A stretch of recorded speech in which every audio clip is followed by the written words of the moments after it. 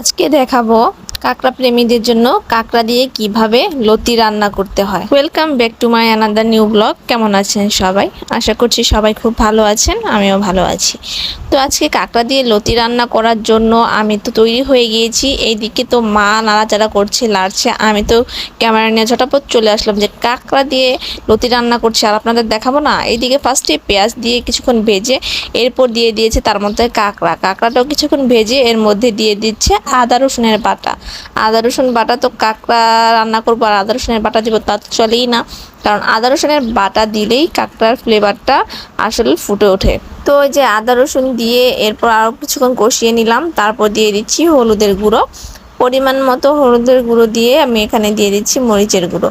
মরিচের গুঁড়োটা একটু বেশি পরিমাণে আমি দিচ্ছি, কারণ ঝাল হলে খেতে ভালো লাগবে। এরপর দিয়ে দিচ্ছে মা এখানে লবণ দিয়ে এরপর ভালোভাবে নেড়ে চেড়ে অনেকক্ষণ যাবৎ কষিয়ে নিব।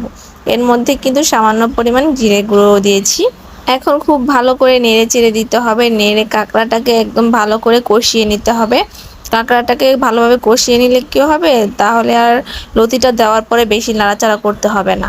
তো কাঁকড়া কষানো হয়ে গিয়েছে, এখন এই যে মা লতিগুলো দিয়ে দিচ্ছে। লতিটা আগে ভেপে নিয়েছিল, মানে সেদ্ধ করে নিয়েছিল, তো সেখান থেকে এখন ছেঁকে লতিটা দিয়ে দিচ্ছে। অনেকে হয়তো চিংড়ি দিয়ে লতি খেয়ে থাকেন, কিন্তু কাঁকড়া দিয়ে লতি খেয়েছেন এমন মানুষ কিন্তু খুবই কম আছে। তার জন্য আমি এই ইন্টারেস্টিং ভিডিওটা নিয়ে এসেছি, যাতে আপনাদের হেল্প হয়, আপনারা রান্না করতে সুবিধা হয় এবং এত মজার একটা খাবার কোনোভাবেই যাতে মিস না করেন। তো আমি তো মানে কি বলবো, এই লতি কাঁকড়াটা আমাদের ঘরে সবাই খুবই বেশি পছন্দ করেছে, আমার কাছেও খুব ভালো লেগেছে। তো আজকের ভিডিও এ পর্যন্তই।